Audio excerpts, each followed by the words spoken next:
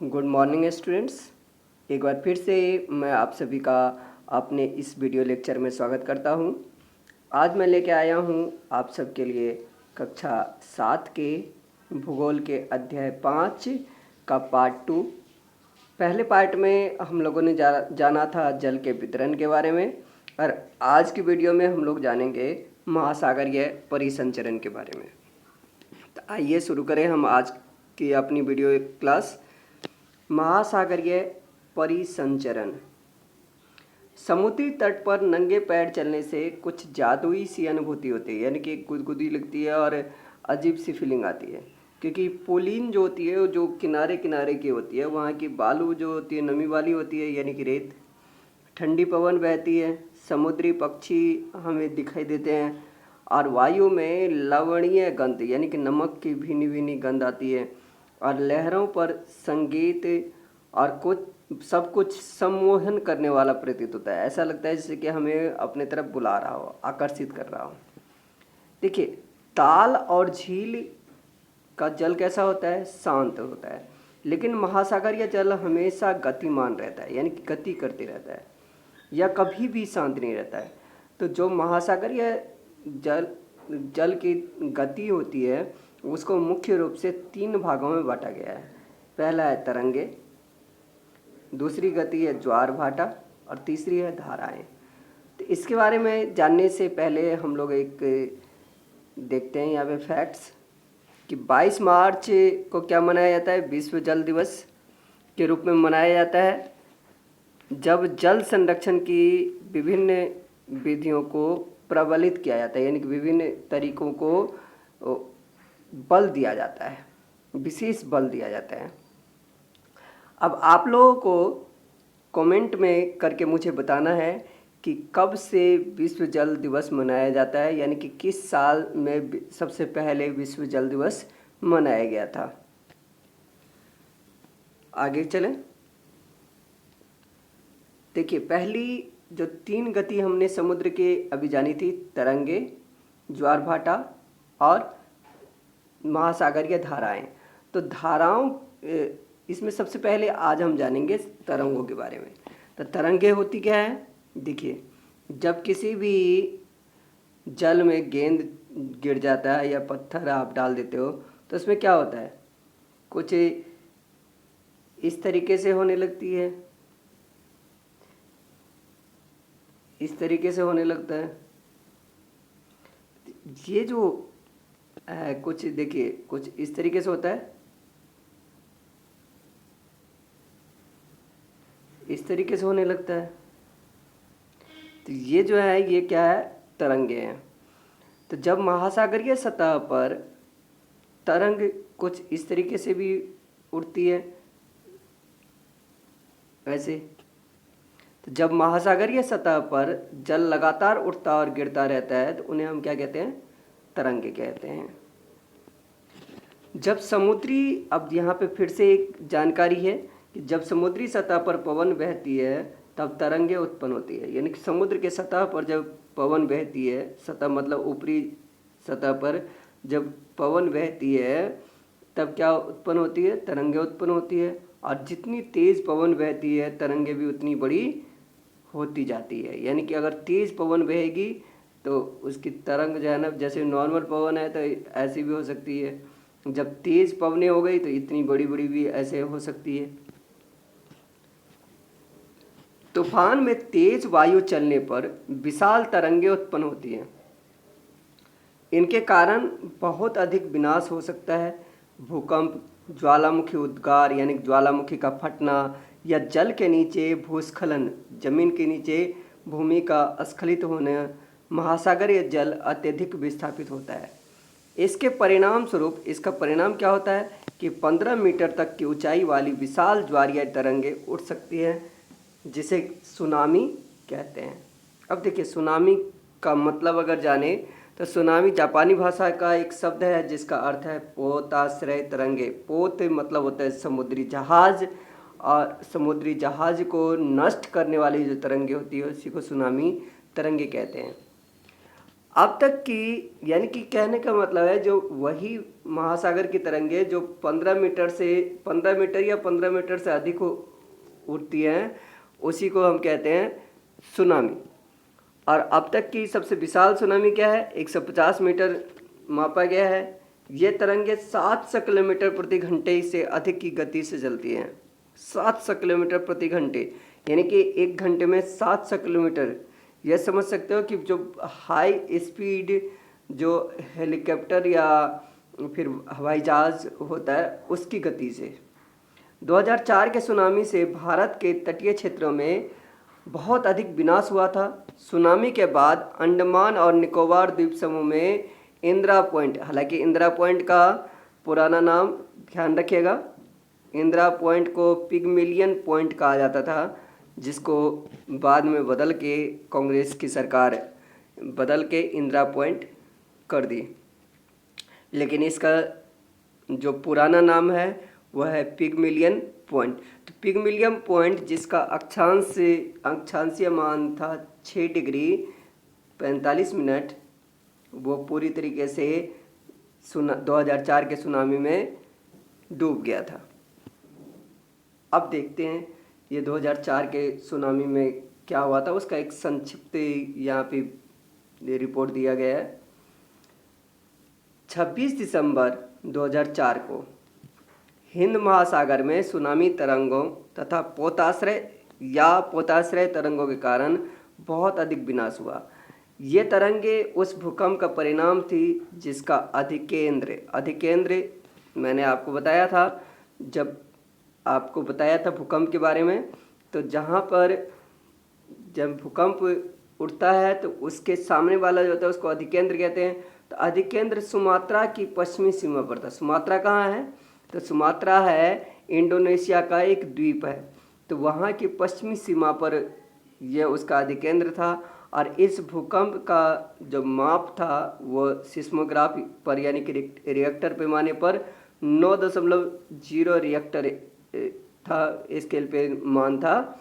भारतीय plate Burma plate के नीचे धंस गई थी। यानी कि जितनी भी आप द्वीप या महाद्वीप उपद्वीप वगैरह देखते हैं तो वो सभी जने एक अलग प्लेट पे बसा हुआ है। ये भारतीय प्लेट क्या हुई थी कि बर्मा प्लेट के नीचे धंस गई थी और समुद्र जल में अकस्मात यानी कि अचानक गति उत्पन्न हो गई थी और इस कारण यह भूकंप आया था।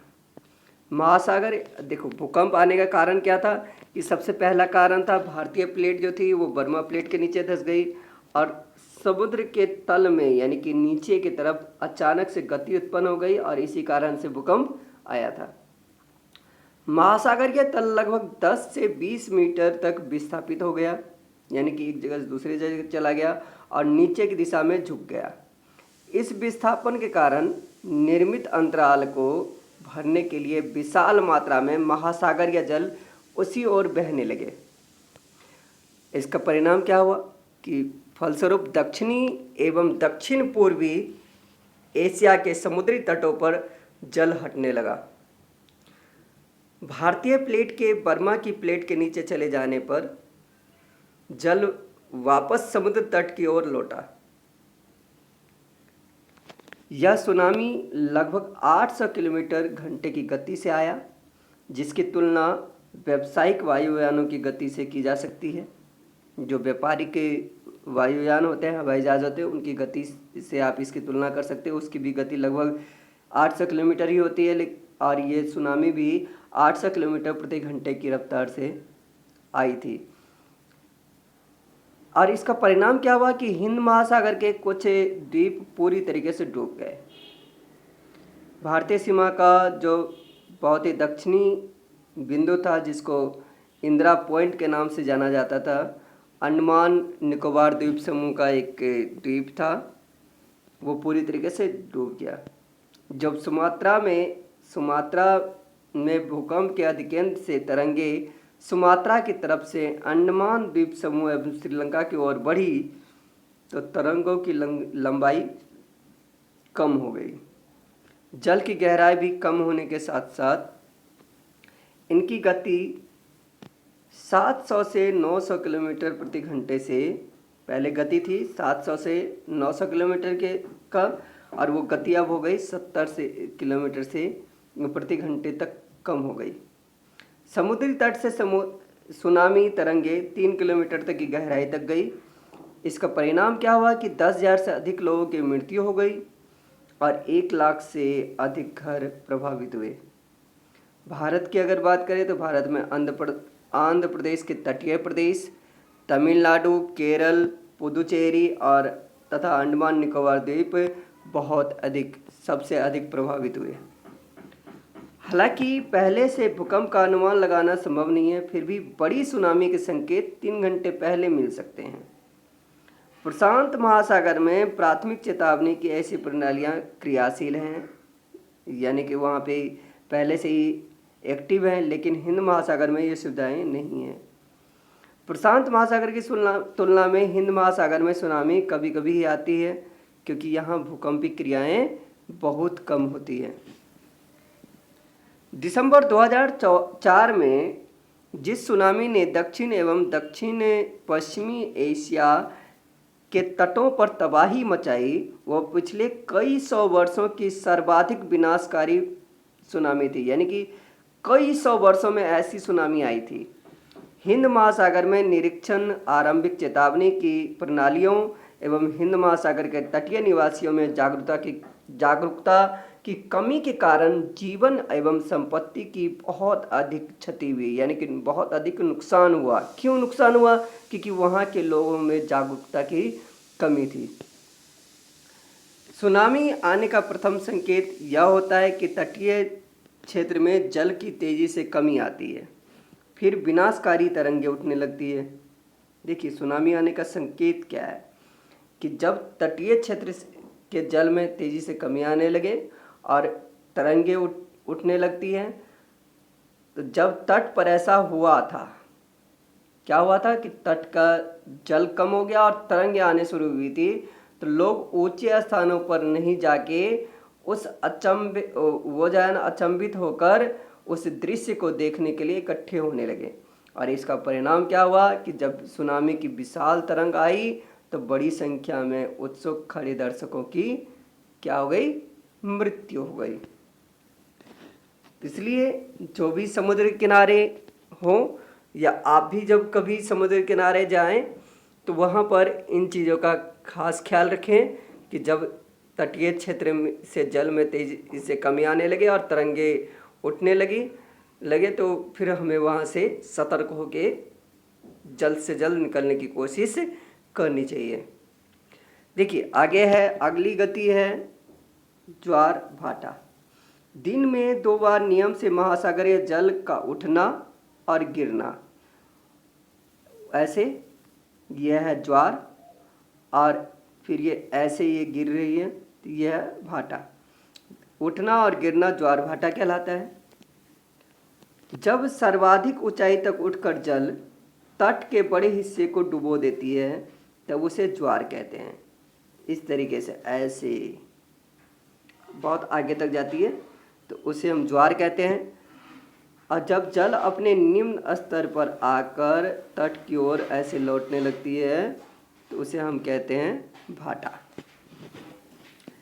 अब देखिए, सूर्य एवं चंद्रमा के शक्तिशाली गुरुत्वाकर्षण बल के कारण। अब ज्वार भाटा आने का कारण क्या है?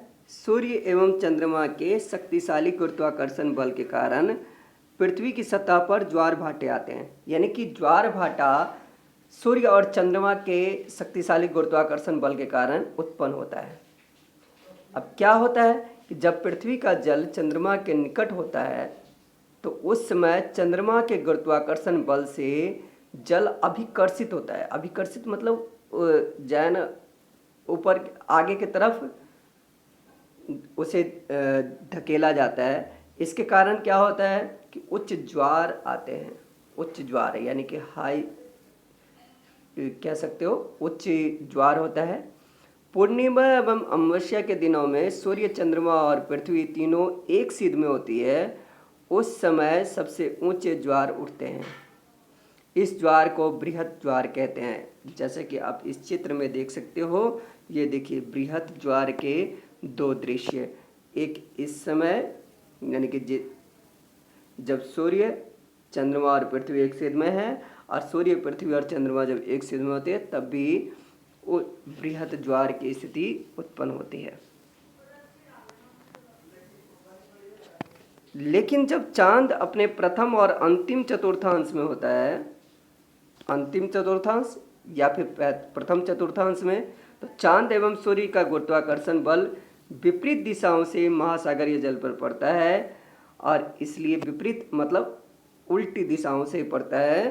तो इसका परिणाम क्या होता है कि निम्न ज्वार आता है, जिसे लघु ज्वार भाटा कहते हैं। यानी कि ये देखिए, लघु ज्वार भाटा की स्थिति ये इस तरीके से होती है। यहाँ सूर्य है, पृथ्वी है, और पृथ्वी के इधर ये चांद है, जैसा कि अब इस फिगर में ये देखिए, ऐसे ऐसे। या फिर चांद जब इधर नहीं सॉरी इधर जब हो तब भी ये स्थिति उत्पन्न होती है। उच्च ज्वार नौ संचालन में सहायक होता है, और ये जल स्तर को तट की ऊंचाई तक पहुंचाते हैं। ये जहाज को बंदरगाह तक पहुंचाने में सहायक सिद्ध होते हैं। उच्च ज्वार मछली पकड़ने में भी मदद करते हैं। उच्च ज्वार के दौरान अनेक मछलियां तट यानी किनारों के नज़दीक आ जाती हैं, जिसके फलस्वरूप मछुआरे बिना कठिनाई किए मछलियां पकड़ पाते हैं। कुछ स्थानों पर ज्वार भाटा से होने वाले जल के उतार चढ़ाव का उपयोग विद्युत यानी कि बिजली बनाने के लिए भी किया जाता है।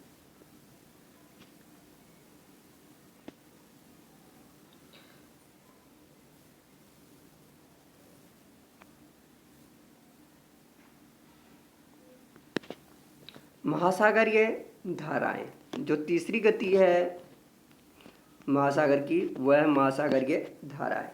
महासागरीय धाराएं निश्चित दिशा में महासागरीय सतह पर नियमित रूप से बहने वाली जल की धाराएं होती है। ये धाराएं गर्म या ठंडी भी हो सकती है, गर्म धाराएं भी हो सकती है, और ठंडी धाराएं भी हो सकती है। सामान्यतः गर्म महासागरीय धाराएं भूमध्य रेखा के निकट उत्पन्न होती है, यानी कि विषुवत वृत्त के पास ये धाराएं उत्पन्न होती है। ये देखिए, जैसे ये पृथ्वी है और इसके बीचों बीच मान लीजिए यहाँ विषुवत वृत्त है, तो इसके आस पास जो होगी यानी कि इसके आस पास इधर जो है ना, ये उत्पन्न होंगे क्या, गर्म जल धाराएं, यानी कि भूमध्य रेखा के निकट। ठंडी धाराएं ध्रुव एवं उच्च अक्षांशों से उष्णकटिबंधीय या निम्न अक्षांशों की ओर प्रवाहित होती है।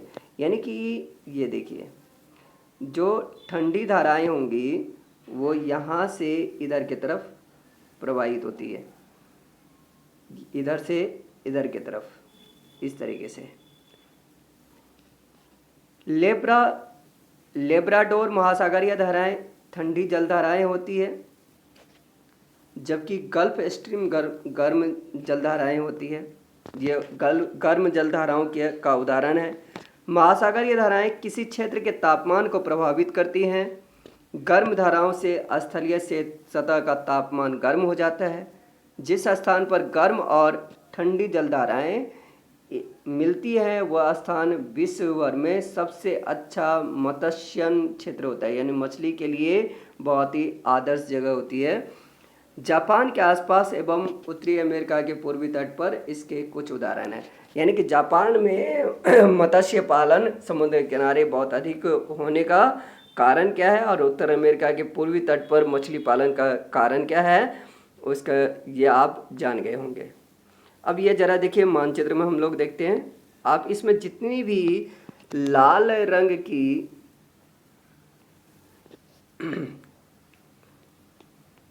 जितनी भी ये लाल रंग की धाराएं मतलब तीर के निशान देख रहे हैं, ये गल्फ स्ट्रीम है, यानी कि ये गर्म जल धाराएं हैं।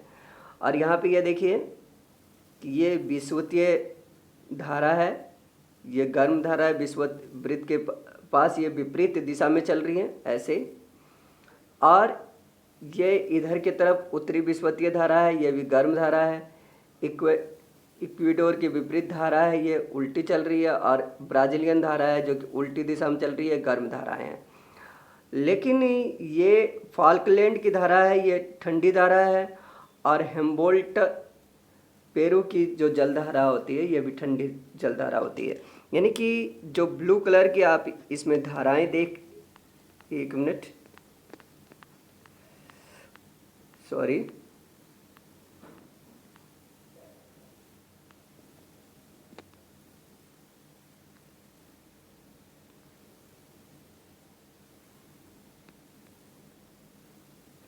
देखिए इसमें ब्लू कलर की जितनी भी जलधाराएं आप देख रहे हैं, जितनी भी तीर के निशान देख रहे हैं, ये सब ठंडी जलधाराएं हैं, और रेड कलर की जितनी है वो गर्म जलधाराएं हैं। यहाँ गर्म एवं ठंडी जलधाराएं मिलती हैं, वहाँ कोहरे वाला मौसम बनता है, और इसका परिणाम क्या होता है, नौ संचालन में बाधा उत्पन्न होती है, यानी कि रुकावटें उत्पन्न हो जाती हैं। तो अभी के लिए फ़िलहाल इतना ही। अगले भाग में हम जानेंगे अध्याय 6 के बारे में। तब तक के लिए have a nice day, take care, take safe, thank you.